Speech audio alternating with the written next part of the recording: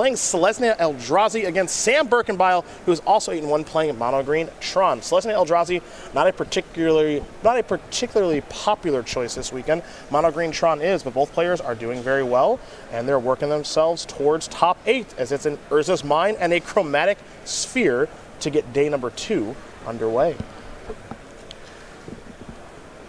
Prismatic Vista there for Warfield, and now Burkenbile is going to cash in the Sphere, play a Power Plant, play a Sylvan Scrying, and Tron is not hard for Sam to get to early this morning. I think this opening you're seeing here from Burkenbile is, if you want it to be a Stoneforge Mystic pessimist, this is part of it. Sure. Some of these draws are just, they go so far over the top of Stoneforge so fast. And we know Tron already doesn't have much difficulty getting the Tron on turn 3, but even now with the London Mulligan rule, somehow actually has gotten, one could argue, easier. Oh, yeah. And that's an experience I was having, to go back to the burn conversation for a moment, of the combination of Sunbay Canyon and the London Mulligan. You can actually mulligan now. The deck you used to feel every time you mulligan, you're like, I just don't have enough cards to play with. But now you can mulligan, make sure that you have your good opening hands with a 1-drop, and also be able to get the card back later in the game with Sunbay Canyon.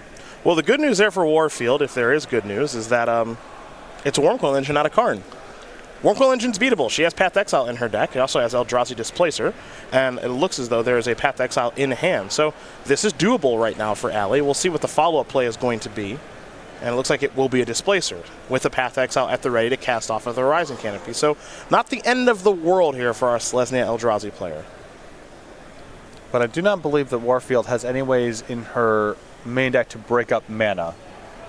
There's no, she can't. I would like a check here to see, does she have a way to actually contest Tron? Well, I will take a look there for you, partner, in just a moment. Because if not, even if she having an answer to Wormcoil Engine is good, but there's still the consideration of, you know, her deck plays a lot of 3/3s and 4/4s and 5/5s that get invalidated by the best cards in Burkenbile's deck, and if she has no way to break up Tron, playing a reactive game is giving Burkenbile a lot of draw steps. Not to say there's anything different to be done, just a statement of fact. It's just what it is. Path to Exile takes care of the Wormcoil Engine. Burkenbile is going to cash in that Chromatic Star. Yeah, you're not going to find Field of Ruin or anything here, so no real good ways to break up the mana, at least in Game 1. Thought there was some possibility of a Ghost Quarter, Field of Ruin type of card. These Eldrazi decks play some weird colorless lands here and there. Yeah, no worm tokens from the path. There's a Thragtusk in the main deck here for Burkenbile, so he's going to gain a little bit of life. 2 main deck copies. Play a copy of Blast Zone. And now pass the turn back. So Warfield's going to untap. Doesn't want to use that Displacer on Thragtusk, that's for sure. And Thragtusk actually does a really nice job of checking a Reality Smasher too, as there's a Brushland.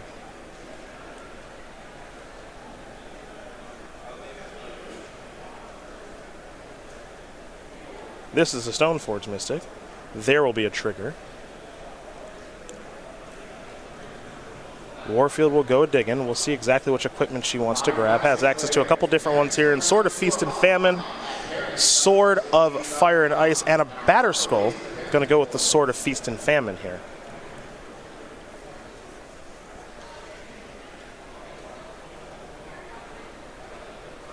And we will head back over to Burkenbile, who does have an Eldrazi Displacer activation at the ready. So the potential to block with Stoneforge Mystic, blink it out with the Displacer and search for another equipment is a play that is available, as Blast Zone is going to go up to 2 counters. This is 3 mana for Burkenbile. He'll be floating 1 as he resolves a Sylvan Scrying, getting a Sanctum of Ugin. It looks like he's got something else large to cast. It's a Karn Liberated. Sacrifice the Sanctum of Ugin. And now he will go get a Ulamog that ceases hunger. So chaining off nicely this turn is Sam. Yeah, this is the concern I have in the matchup from Warfield's side, is she's a little bit slow to the battlefield and doesn't break up mana. And that's typically not a winning recipe against a deck as focused and as powerful at the top end as Tron. Tron is doing Tron things right now. And it's looking quite good.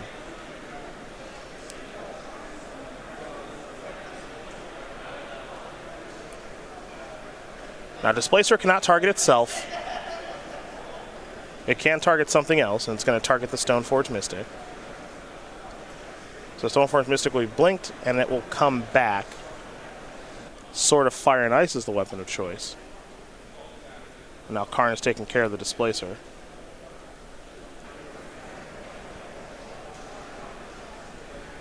The bad news here for Allie is the Ulamog that is soon to come. Well, it's just, I mean, she's not appreciably faster than Tron and plays with cards that are just not nearly as powerful. Now, Warfield does have the ability here to play Sword of Feast and Famine, equip it on the Stoneforge Mystic, and attack the Karn to kill it. Mm-hmm. That's a play that's available that Burkenbile really can't do anything about. But even though that would kill Karn, that would be Allie's entire turn, and then things would get really, really bad for her the next turn. Yep. It's not like any one of these cards is just by itself blowing her out of the water. They just all require her whole turn or multiple cards to respond to. Mm-hmm. And Burkenbile just gets to present a new one each turn. So Prismatic Vista, pardon me, will be sacrificed here by Warfield. Going to fall down to 16 to get a basic forest.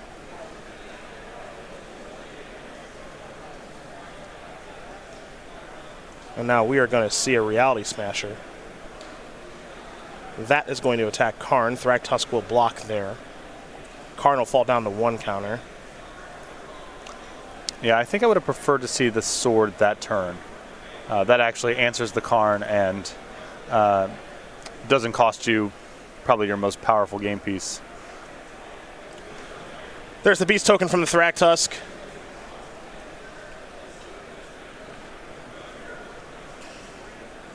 And you see 7 mana from Tron, 1 from a Forest, 1 from a Blast Zone, so it only takes 1 more mana to be able to play Ulamog. Sword of Fire and Ice is going to go underneath the Karn, as that elevator goes from 1 to 5. And now that is Nurse's Power Plant. Here comes Ulamog, the Ceaseless Hunger. There will be a cast trigger that I'd be shocked if Sam missed. He'll target Stoneforge Mystic and the Horizon Canopy, and now here comes that Beast token from the Thragtusk. And this is the appeal of Tron here, folks, if for some reason you've never seen it before. It's this big mana strategy that, when it goes undisrupted, is, one could argue, impossible to beat. I think I would have preferred no attacks there from the Beast token. It's small, but I think that Warfield's only way to climb back into this is Reality Smasher plus Path. Sure.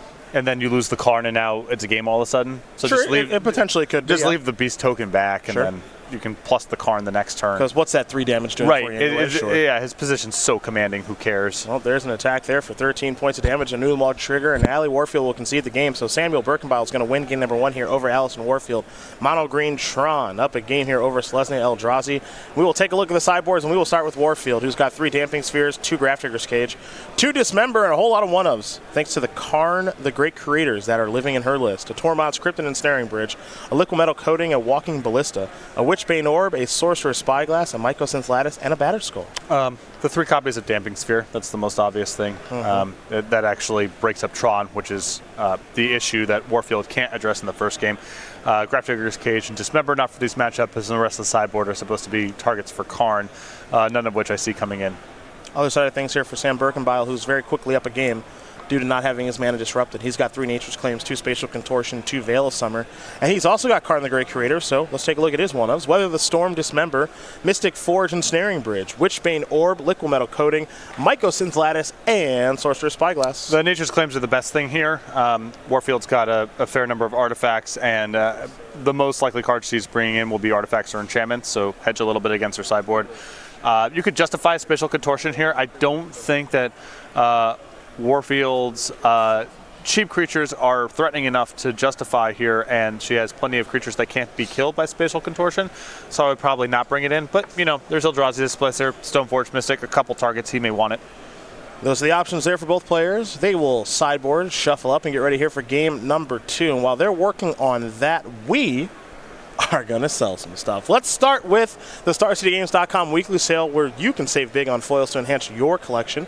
Such hits as Phyrexian Tower, Brainstorming Gazella, Blade of Gold Knight you can find over at go.starcitygames.com/sale. But this is just one of many, Patrick. How about Commander 2019 edition? Just order that now at go.starcitygames.com/C19, and you can order Commander Edition 2019 today. How about pre-ordering Throne of Eldraine?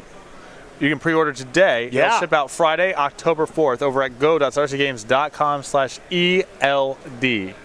Preview is going to start for that. Big rotation coming. Previews will probably start for that on Tuesday. I've heard that they're not going to do any previews at PAX this year.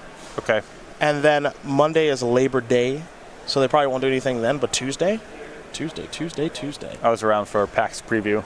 Mentioned this to you before. I do recall. The unveiling of Thoughtseize, if memory serves. The reprinting of Thoughtseize. Yeah. Yes. I could remember you being particularly fond. I had to leave the party. I do recall. I left the party. I do recall. I couldn't handle the people celebrating. You are a national treasure. People very happy. You don't know what's good for you. You don't know. You don't know what it's going to be like. Leaving immediately. Yep. Can't just let the people be happy. No, the problem is that I can see into the future. Oh. It's not that I have a problem with them being happy. You have a superpower. I know that it's not the issue is they're happy right now. That's great. The issue is I know how they're going to feel in 6 months, and it pains me to be around them. That came true. And that's before even knowing that Pack Rat was going to be involved. Sure. Sure. Burkenbile and Warfield will take a look at their opening hands. They're going to keep. It's a brushland. This is an Ancient Stirring. It's going to fall down to 19, will Warfield. So we're looking at a Talisman of Unity, among other things. It'll be a Karn the Great Creator that heads to Warfield's hand. To Burkenbile will go. An Urza's Mine and a passing of the turn. Reality Smash for the draw. This is a Eldrazi Temple. That is a Talisman, and we will see Burkenbile take his second turn. Love the Talisman. Not pro-Talisman. A pro-Talisman. Probably better than Mind Stone in this deck. Yeah, I mean, there's, Colored mana matters. Green white burdens, yeah, for sure. Yeah. A card that perhaps not quite strong enough to play in Hogak Summer. But now, a card you can cast. Yeah, here's Karn. The minus. Now you have to imagine here that old Sam has Tron next turn because he didn't mulligan and he hasn't searched. So I'm working under the assumption that 7 mana will be here turn 3. It'd be weird. Oh, no. It is weird. Oh, no.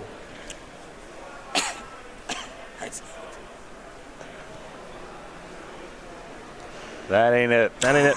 That ain't it, bro. The map. My understanding is that doesn't work now.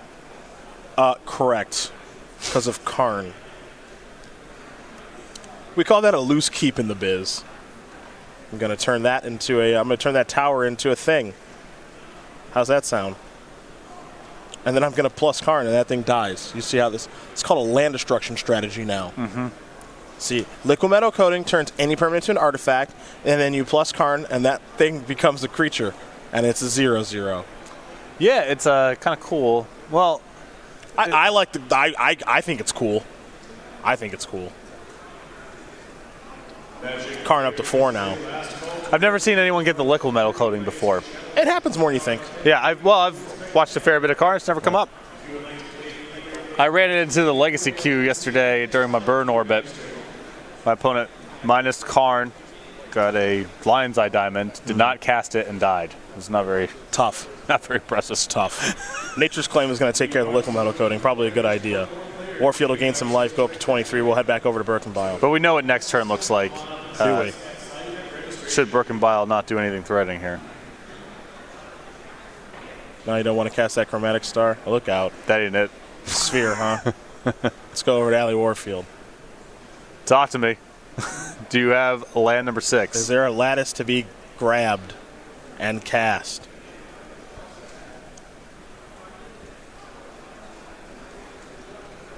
Warfield may want to take a line even with mana number 6 here, out of respect for Nature's Claim, but I'm inclined to just do it. Do it. There it is. There's the Mycosynth Lattice. If this resolves and Burkenbile doesn't float any mana for a Nature's Claim, we're donezo. We're going to go to Reality Smasher instead. Beatdowns. Spatial Contortion. Goodbye, Displacer. Yeah, I did not know if this one was going to come in. And when Warfield went through her sideboard just now, I think that she had cut the Stoneforge Mystic, so she just does not have a whole lot of targets for Spatial Contortion in her deck. Yeah. Makes sense. Stoneforge, a little slow and not very powerful here. There's a land. Talk to me. There's a Lattice. We're done. We're donezo. All right. All right, look. I'm an honest man. You can't keep that hand if you're Sam. You can't. It's unacceptable. You can't keep that hand. It looked a little sketchy out of the gate, and the sketchiness was revealed on the third turn. The London Mulligan, you just throw those in. You can't keep 7 cards and not have 7 mana on turn 3. You can't do that. Can't do it, especially on the draw. Warfield's going to have some real cards. There's literally a new rule that says you can't do that. It's called the London Mulligan. I know. You can't do that. You get to just throw it back. You heard about this new rule, the London Mulligan? You seen this? You see this? It makes it so you just get the Mulligan as much as you want with no punishment. You seen this? It's crazy. Let's see. What do you want to talk about now? Do you want to sell him something? You want to give him something? You want to sell him something that's free? Yeah, I do. I think both players need a mulligan aggressively in this matchup because, as we see in the first 2 games, the losing player died with a lot of cards. A lot of cards in hand. A lot of cards left. It's not an issue of like, oh, I just ran out of stuff to do. It's not that kind of matchup. Let's go to the newsletter. That's free. We tried to get him to buy stuff a minute ago, so this one's free. How about that? It's on the house. Your source for Magic the Gathering news is the StarCityGames.com newsletter. Highlights from some of our best articles. Upcoming SCG Tour dates and locations. IQs and game nights near you. Best of all, totes free. Go to StarCityGames.com/newsletter. Look at Brian Gottlieb's beautiful face. That's got to be an old photo. And our YouTube page, which I think was also a bumper that we asked for that we forgot about. A lot going on there. Versus Live, Commander Versus, Flashback, Best of SCG Tour, and much more. Subscribe today over at youtube.com/StarCityGames. I believe we have over 150,000 subscribers. That's a lot of those. A lot of those. Join today. Get notified when new content gets uploaded to the page. I'm going to go to the YouTube page right now, see how many subscribers we have. Let's get a good look on it. 170 and change. Where? Oh, yeah, there it is. 170,000 now. Yeah. We're looking for that 200K mark. Right. We're getting paid coming and going. Every which way. But you can subscribe for free. Yeah, you don't have to pay. Go over these matches, be entertained, versus series, Commander, all that. See some dropping bombs by Corey B. The flashback up there, I'll do one of those days. Yeah, sometime you'll come in town early and do that. I am in town early at SCGCon. It could be done. We'd like to see it. It looks like Sam's taking a mulligan. I like that. Yeah. Allie's got a damping sphere. I'm really looking forward to getting to Roanoke after my 6 a.m. flight Thursday. Sit down and be emotionally manipulated with photos from my childhood. Got you. For your entertainment. We got you, fam. I would love to do it. Be honored. Don't say we've never done anything for you. I don't want to hear that. Got flashback Todd Anderson, Jim Davis, Brad Nelson, Ross Merriam, and me. Maybe we'll do one for you, one for Jerry T, one for Tom Ross. We got dropping bombs here with Corey. Yeah. Unsurprisingly, do you know which dropping bombs has the least amount of views? I don't know what that is. So dropping bombs is just Corey's Magic Online videos. Okay. Hogak. Not too many people interested in that one. Not a lot of friends on the Hogak side. That's okay, though. Sam, you can go to 5. You can go to 5. I think we're already one mulligan in. Yeah, there we go. It's a legal play. Yep. It's a legal play. It just doesn't matter. No deck exploits this quite the way that Tron does. No, it really doesn't. Really doesn't. It's total nonsense. Take advantage of it. Sam on the play. Now, Warfield does have 2 copies of Damping Sphere in hand, so it's going to be a tough road to hoe. Yep. And as you can see, with her having Karn, the Great Creator, there's a lot of pressure on his Nature's Claims already.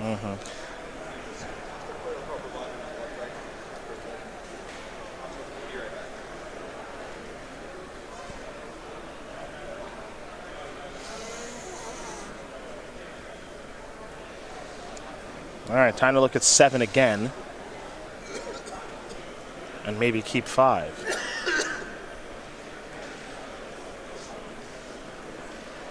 Ozone, Blast Zone 4. 4, 4, 4. Not great, Bob. Not great. But again, this is the deck that exploits this the most. True. Your really good 4-card hands, one that's sculpted out of 7, is going to be able to play some Magic. Now it's going to get tricky with Warfield having 2 Damping Spheres. You know, how do you have Tron plus ways to interact with that card? That might be asking too much, but you just keep going. It's not like your hands that don't have Tron are very good. You don't play Magic with those hands either, right? So you might as well mulligan as far as you need to go. Tron is not the, I got some lands, I got some spells. Yeah, you can't. It's not It's not Jund. really that sort of a thing. It's not Jund. That's 3. That one has no Yeah. lands. Just a forest. That's all right. How about 3? We're going to have a time shifted match to bring you Okay. right after this. I don't know who it is. Oh, Pete Ingram and Collins Mullen. How about that? Burn versus Azorius. Control, classic matchup. How's that one go for you normally? Pretty bad, Yeah? my I think experience. it's pretty Well, tough. it depends. There's a lot of ways to build Azorius Control, There and is? so the details matter. But typically, not a great matchup. Hard to beat a blend of cheap counter spells and timely reinforcements in the sideboard. But that's a matchup where Sunbay Canyon really shines. So I have a tablet in front of me that I think Ryan Overturf was using before me, and I see him on Scryfall Magic, and he just typed in Bog. And so I think he was looking at all cards that have Bog in them. A lot of cards that have Bog. Bogarden, Bogart, Including the very powerful Bog Down. Bog Down, yes. Yes. Yeah, 3-card hand, 2 Tron pieces and a map. Yeah, of course, yeah. Busted. Yeah. Yep. This is why you mulligan a bunch. Again, Now, I'm not saying Sam's going to win, right, but he has Tron on turn 3. Boom, your turn. Now you got to play Damping Sphere. Well, I would play Damping Sphere. I wouldn't get too crazy. All right, let's slow it down. Yep. Let's slow things down. Let's ping you for 1. 19 all. Now, will Sam get a Tower of Power? Will he get a Blast Zone? I like it. yep. I like BZ. Take care of Damping Sphere.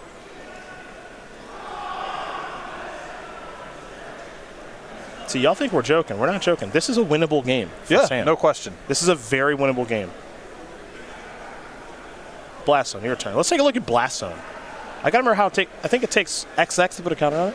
XX to put a counter on it, and you can put as many as you want to on one shot if you have the requisite mana. Karn. And you tap it 3 and sack it to Powder Keg / Ratchet Bomb for the number of counters on it. Put a counter on this. Draw a card. Play the tower.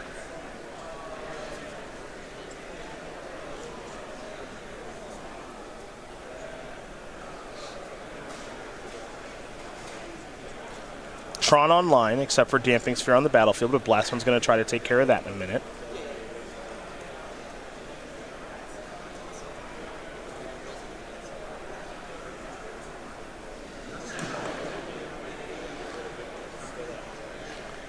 We're going to go to the coding. Okay. Yeah, I mean, there's the consolation prize here for Warfield is at least getting rid of Tron prior to having the artifacts blown up here via the Blast Zone. Float a mana. Plus, sure. Blast Zone, kill those. Now, fortunately for Warfield, another Damping Sphere in hand that I think she should probably deploy. Yeah, this setup is so good. Yeah. I mean, Burkenbile now down to 2 mana, no Tron, no green mana to threaten a disenchant.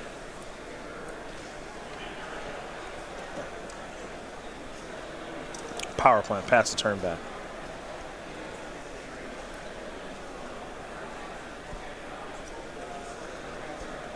No Lattice available here for Warfield just yet. A little short on mana there. In the driver's seat, though, is Allison.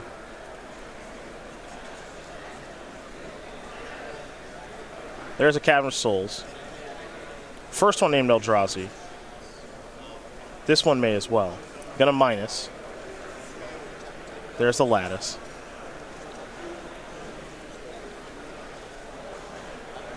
There's a Stirrings. I think Warfield here had the option of playing a Reality Smasher here, but I think she wants to just sew up mana number 6 for next turn.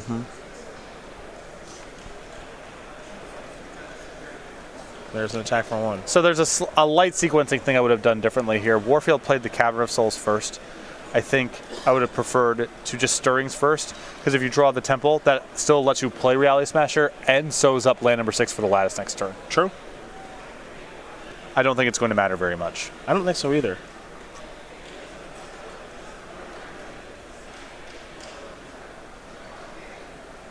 What am I missing? Where's the green mana coming from? Where is the green mana coming from?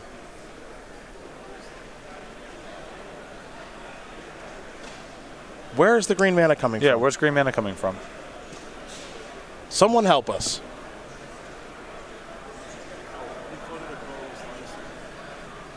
He floated a colorless lattice says you can use any mana of any color. Okay, I didn't know that. Oh, I didn't even know that had a text box like that. I didn't know that. Cool. Good to know. That last line, okay. That's new to me.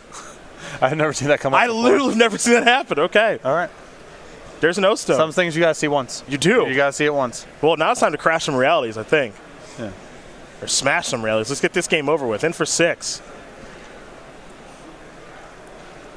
So what is Warfield's good Karn targets left from this point? Beatdowns. Yeah, just beat down. D-Sphere beatdowns.